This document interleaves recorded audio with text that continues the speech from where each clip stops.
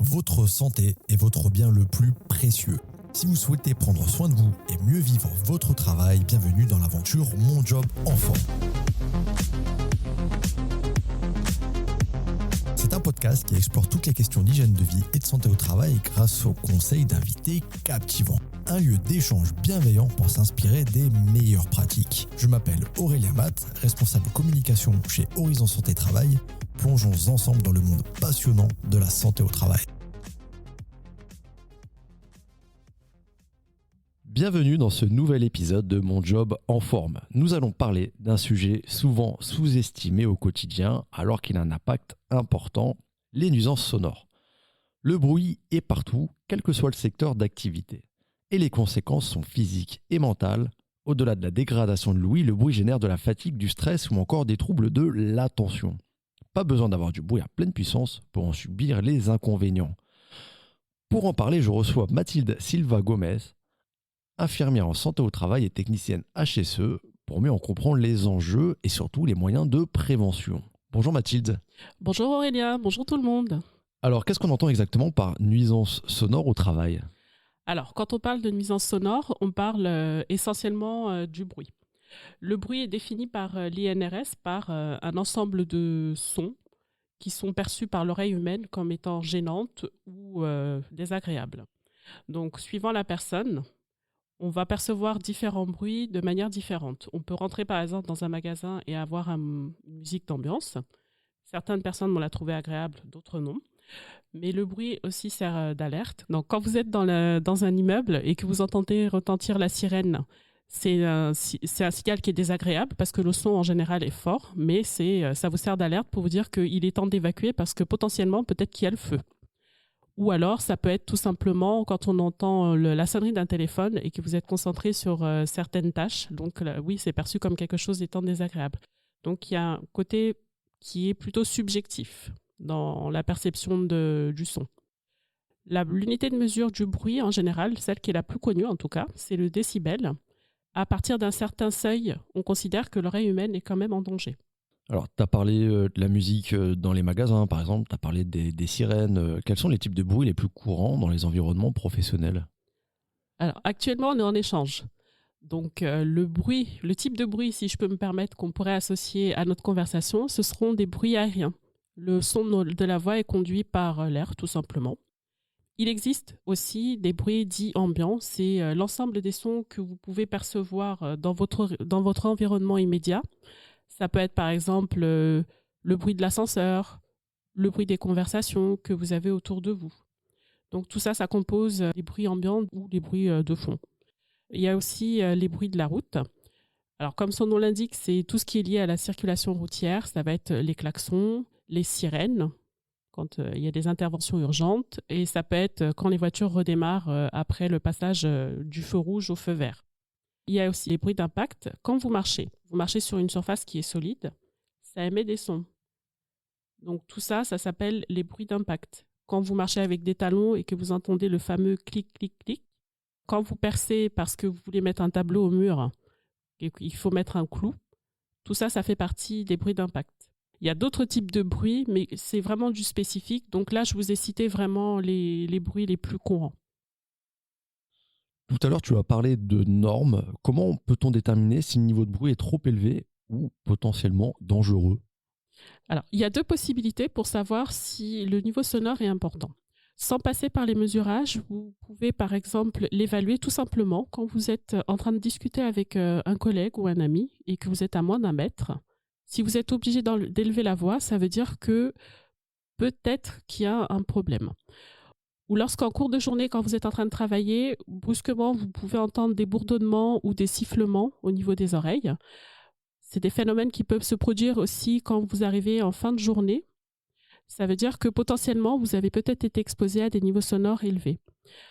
Quand vous rentrez chez vous tranquillement, quand vous reprenez votre voiture ou quand vous êtes dans les transports, peu importe, et que vous remettez par exemple la radio ou que vous remettez la musique dans votre casque et que vous êtes obligé d'augmenter le son, ça veut dire que peut-être au cours de la journée, vous avez été exposé à des niveaux sonores importants. Donc, il faut vous poser la question de savoir qu'est-ce qui a changé et réfléchir un petit peu à quel moment j'ai été exposé à des niveaux sonores importants et essayer de faire ce petit check-là. Et sinon, il y a un phénomène on va dire, qui est plutôt naturel de vieillissement, qu'on appelle la presbyacousie. Il arrive qu'avec le temps, on devienne incapable de suivre des conversations quand on est, par exemple, en réunion ou quand on est au restaurant, tout simplement. Alors, soit c'est parce qu'il y a un phénomène de vieillissement naturel qu'on appelle la presbyacousie, ou quand ce n'est pas le cas, ça veut dire qu'on a été exposé à des niveaux sonores importants. Et on reviendra par la suite de cette interview sur les mesures des nuisances sonores. Et alors, quand on parle de bruit, on pense souvent aux activités plus mécaniques. On pense à des usines, on pense à de la logistique. Qu'en est-il du secteur tertiaire et est-ce qu'il est également concerné? Alors oui, effectivement, on pense souvent au secteur tertiaire, au secteur industriel, pardon, ou au BTP, où il y a beaucoup de machines-outils qui produisent beaucoup de bruit. Mais il y a beaucoup d'efforts qui ont été faits dans ces deux domaines-là. Concernant le domaine tertiaire, quand vous rentrez dans un magasin, maintenant, en général, il n'est pas rare d'avoir un fond sonore. Alors, suivant la personne qui va mettre ce fond sonore-là, peut-être que pour lui, il va être à un niveau acceptable et il va considérer que c'est la musique douce, par exemple. Certaines personnes, en rentrant, vont se dire « Oula, le niveau, il est particulièrement élevé et ça ne va pas leur convenir ».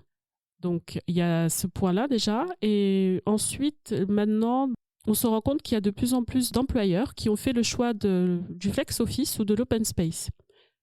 Alors, on regroupe toutes les activités dans un même espace, c'est-à-dire que la comptabilité, parfois on a du call center, l'espace réunion, et on va avoir également tout le matériel dont on a besoin dans une entreprise courante, les imprimantes qui font du bruit, tout ça concentré dans le même espace. Donc c'est vrai que quand tout le monde travaille en même temps, il y a certaines tâches qui demandent beaucoup plus de concentration que d'autres, donc ça peut être quelque chose de gênant. Et on imagine que ces nuisances ont des effets sur la santé des salariés, physiques et mentales notamment. Est-ce que tu peux nous en dire plus? Alors, les premières conséquences auxquelles on pense quand on parle de nuisances sonores, ça va être évidemment les troubles auditifs. Ça peut se manifester par une fatigue auditive, donc on va avoir une baisse de l'acuité auditive de manière temporaire. Ça va être suite à, par exemple, on a été exposé en allant à un concert. Mais en général, c'est des nuisances qui vont régresser si on n'est pas réexposé encore. Donc, il faut faire attention à ça. Quand vous allez à des concerts, essayez de porter des bouchons d'oreille. Maintenant, il y en a beaucoup qui proposent des bouchons à l'entrée des concerts. Mais ça se manifeste par des bourdonnements. On peut avoir des sifflements au niveau des oreilles, à l'absence de sources sonores. C'est-à-dire que vous pouvez être dans une pièce dans le calme et vous allez quand même entendre des bourdonnements ou des sifflements au niveau des oreilles. Les atteintes les plus graves, elles, vont se produire lorsque vous aurez une atteinte au niveau des cellules ciliées. Donc, ce sont des petites cellules, en fait. Il faut imaginer un champ de blé au niveau de vos oreilles avec des épis qui sont dressés. Au fur et à mesure que ces épis se couchent, vous perdez en acuité auditive. Et malheureusement, c'est quelque chose qui est irréversible et qui peut conduire à la surdité. Les gênes auditives peuvent donc, dans ces cas-là, devenir quelque chose de permanent. Quand vous constatez que vous avez des gênes auditives, ne pas hésiter à aller consulter un médecin parce que plus c'est pris en charge tôt, mieux vous avez de chances de récupérer. Les conséquences des nuisances sonores sur la santé peuvent être multiples. On peut avoir déjà des troubles du sommeil. Donc, comme on peut avoir des bourdonnements ou alors des sifflements au niveau des oreilles.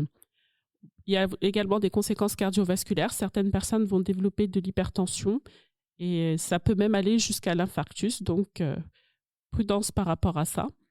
Ça engendre également des problèmes digestifs. Il y a des personnes qui vont développer des ulcères ou des difficultés à la digestion de manière générale.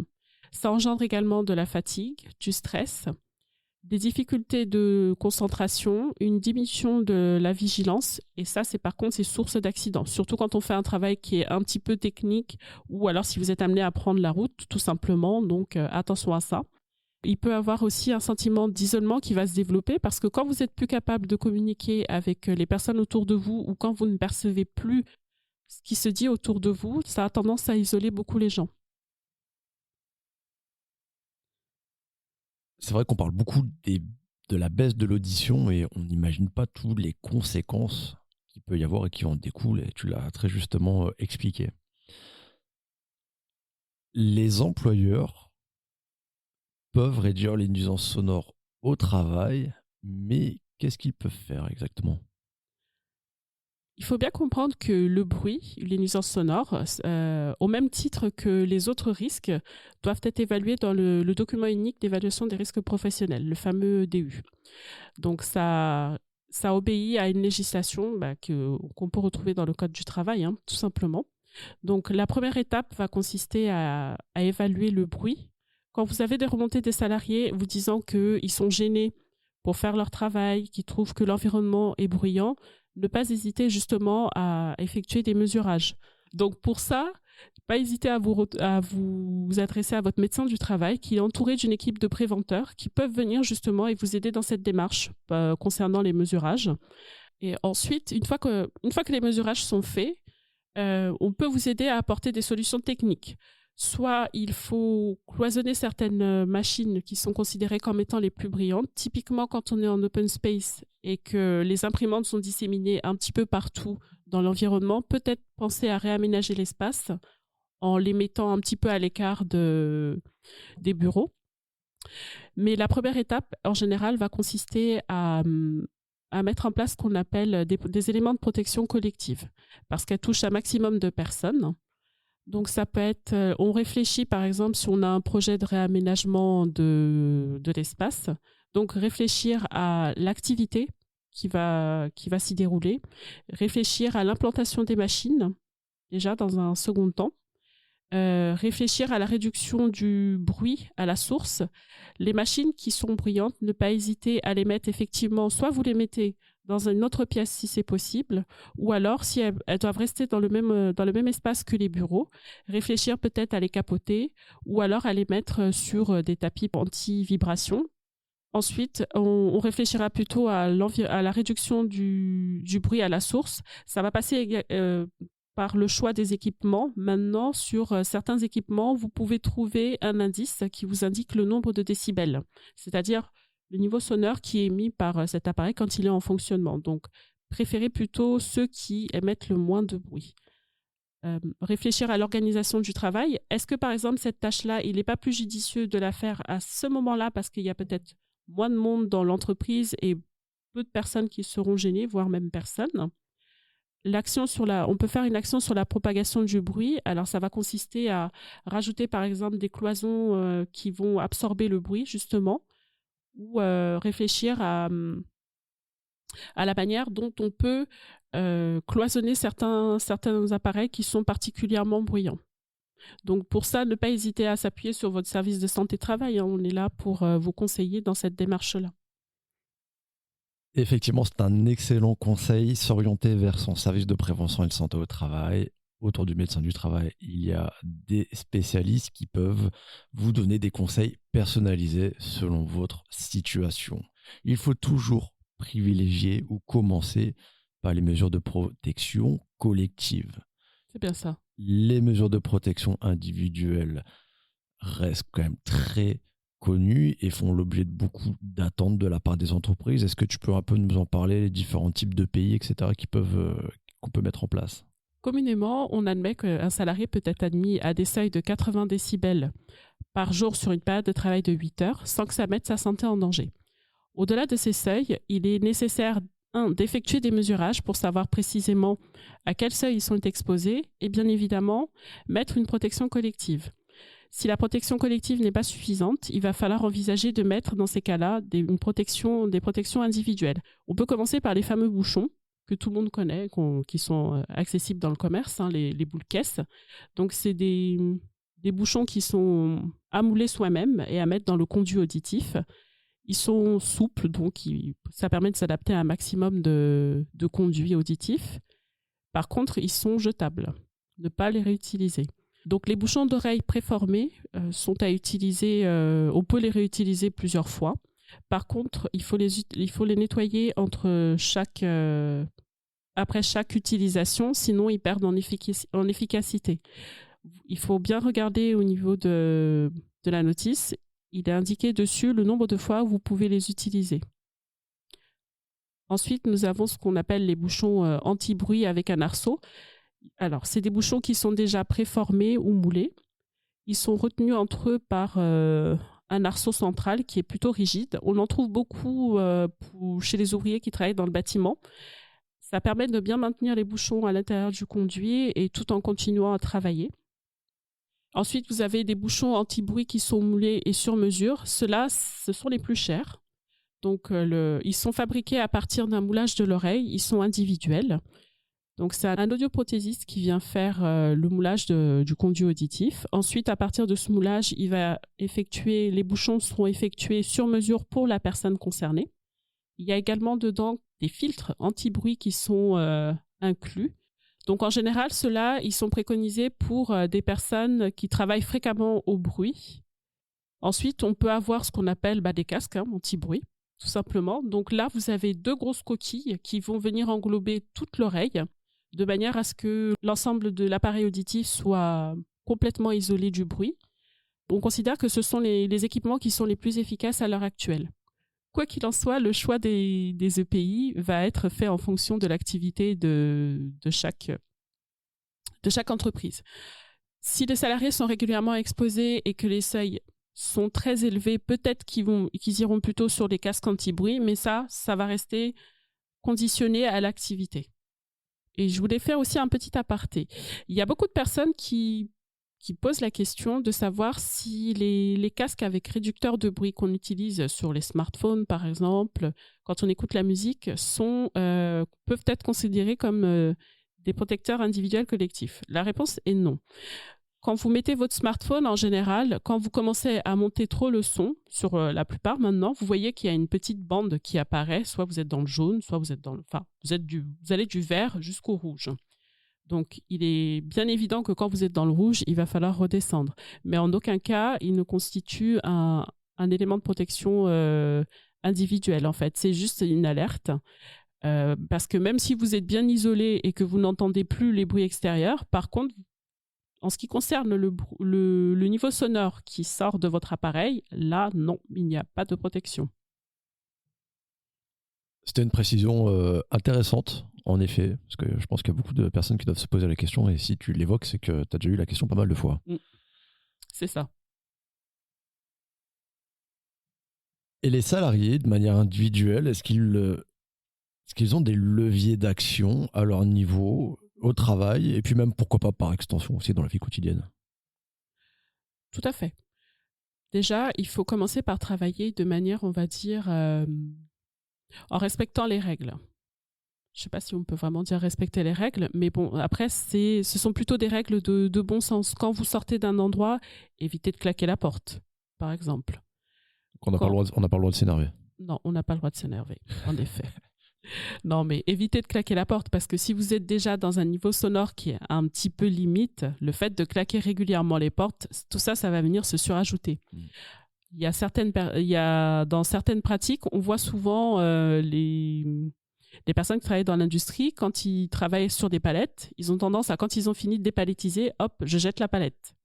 Non, tout ça, ça rajoute du bruit sur du bruit encore déjà existant. Donc, il y a ça. Il y a une forme de comportement aussi derrière. Voilà, une forme de comportement derrière, tout à fait. Quand vous êtes en pause, évitez de vous mettre encore dans des endroits où il y a beaucoup de bruit. Essayez de vous isoler. Comme ça permet aussi à vos oreilles d'avoir une espèce de pause auditive qui permet aussi de la récupération. Donc, c'est-à-dire, on ne met pas son smartphone à fond. On évite d'être dans un environnement qui est bruyant. On essaye de reposer ses oreilles au maximum.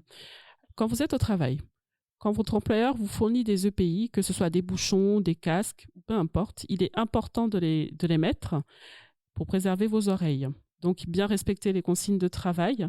Mais ce qui est important aussi à dire, j'ai oublié de le dire tout à l'heure, c'est que l'employeur met à disposition les EPI pour ses salariés, mais il faut également qu'il les forme et qu'il les informe des risques pour sa santé.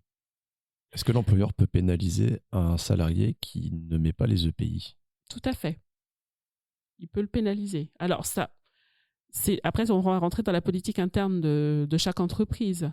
Je sais par des amis qui travaillent dans le bâtiment que certaines entreprises peuvent prendre des sanctions vis-à-vis de leurs salariés en cas de non-respect du port de leurs équipements de protection individuelle. Après la formation des salariés, certains salariés vont considérer que, peut-être qu'ils ont eu l'habitude de travailler comme ça. Il faut travailler aussi sur les habitudes des salariés. C'est ça qui est important, bien les informer que même s'ils n'ont pas de conséquences immédiates, les conséquences vont venir plus tard, parce que ça aussi c'est possible. Donc bien les informer par rapport à ça, et l'employeur peut tout à fait mettre en place des sanctions. Donc ça peut aller tout simplement d'un simple rappel à l'avertissement. Ça va être très entreprise dépendante. Mais c'est vrai que peut-être qu'avant d'aller jusqu'aux sanctions, il faut peut-être aussi se demander pourquoi les salariés refusent de les mettre. C'est pas forcément une question de volonté, c'est peut-être une question de pays inadaptés éventuellement, un EPI qui couvre des sons qui sont nécessaires à l'activité ou ce genre de choses aussi. Donc c'est vrai que les situations peuvent être complexes en fait. Oui, tout à fait. Rien n'est jamais soit blanc, soit tout noir. Donc, il y a des salariés qui vont vous dire, par exemple, qu'ils ont besoin d'entendre un certain bruit sur la machine pour savoir qu'elle fonctionne correctement. Donc, ça les amène parfois à enlever leur bouchon ou leur casque de manière temporaire pour s'assurer que la machine fonctionne bien. Donc, il y a aussi ça. Il doit y avoir aussi une discussion entre l'employeur et les salariés parce que c'est eux qui connaissent bien leur travail et qui peuvent faire remonter certaines choses, justement, et les aider justement dans le choix des EPI. Alors après, dans notre vie quotidienne, parfois on a tendance à dire que « oh là là, j'ai les oreilles sales » ou alors, là on va parler du fameux cérumen. Est-ce que les oreilles sont sales ou pas sales? Alors, le cérumen, déjà, c'est une substance qui est naturelle. Elle sert à hydrater l'oreille. Bon, je sais que la couleur jaune-orangé peut vous paraître un petit peu ragoûtante, mais c'est comme ça. Donc le cérumen, il a plusieurs fonctions. Il sert à hydrater l'oreille, déjà dans un premier temps. Ensuite, il sert à protéger l'oreille des bactéries, parce qu'il a une formule antibactérienne, donc ça empêche que des bactéries se développent dans le conduit auditif. Ensuite, il va piéger tout ce qui est pollen, insectes, etc., justement pour les empêcher aussi de rentrer dans le conduit auditif, parce que sinon, il peut avoir... ça peut être une source d'infection. Il faut éviter les cotons-tiges un maximum parce que quand vous mettez le coton-tige, déjà, vous repoussez le cérumen qui est en surface à l'intérieur. Et si vous allez trop loin, vous risquez de léser les tympans. Et ça, c'est quelque chose qui peut avoir un impact très important sur l'audition ensuite, par la suite. La mastication, quand vous mangez, les mouvements que vous faites avec la mâchoire, en fait, contribuent de manière naturelle en fait, à éliminer le cérumen. Il existe des sprays que vous pouvez acheter en parapharmacie pour pouvoir nettoyer le conduit de manière naturelle, sans justement avoir l'effet mécanique que font les cotons-tiges en repoussant le cérumen à l'intérieur du conduit auditif. Faites attention à ça parce qu'il y a beaucoup d'enfants et d'adultes d'ailleurs, qui ont des bouchons d'oreille, mais c'est lié à l'utilisation fréquente de coton-tiges. Il y a une règle qui s'appelle le 60-60. Je ne sais pas si vous la connaissez. Essayez de mettre en pratique quand même. Quand vous écoutez de la musique à partir d'un casque ou des écouteurs, essayez de n'écouter pas plus de 60 minutes par jour, parce que là, vous avez de la musique en direct. Pas plus de 60 minutes par jour et un volume sonore qui n'excède pas les 60% de votre volume sonore maximum. C'est-à-dire, là, on va repartir encore sur l'exemple que je vous ai donné tout à l'heure avec les réducteurs. Quand vous avez votre smartphone, par exemple, on va considérer qu'on est sur une échelle de 1 à 10. Quand vous voyez que vous arrivez, par exemple, à 6, là, vous arrêtez, vous n'allez pas au-delà. Parce que là, on va considérer de toute façon que votre ouïe est en danger. Donc, vous ne dépassez pas les 60% et là, pas plus de 60 minutes. Voilà, c'était juste une petite règle comme ça pour vous aider au mieux. Et c'est très simple à retenir en plus et c'est une belle manière de conclure ce podcast. Merci énormément Mathilde. Merci à vous. Et à très bientôt pour d'autres épisodes. Merci d'avoir écouté cet épisode. Si le podcast vous a plu, abonnez-vous sur votre plateforme préférée et laissez-nous une note de 5 étoiles ou en commentaire. Ça nous aide beaucoup pour porter les questions de santé au travail. Retrouvez-nous également sur LinkedIn et Instagram. À très bientôt.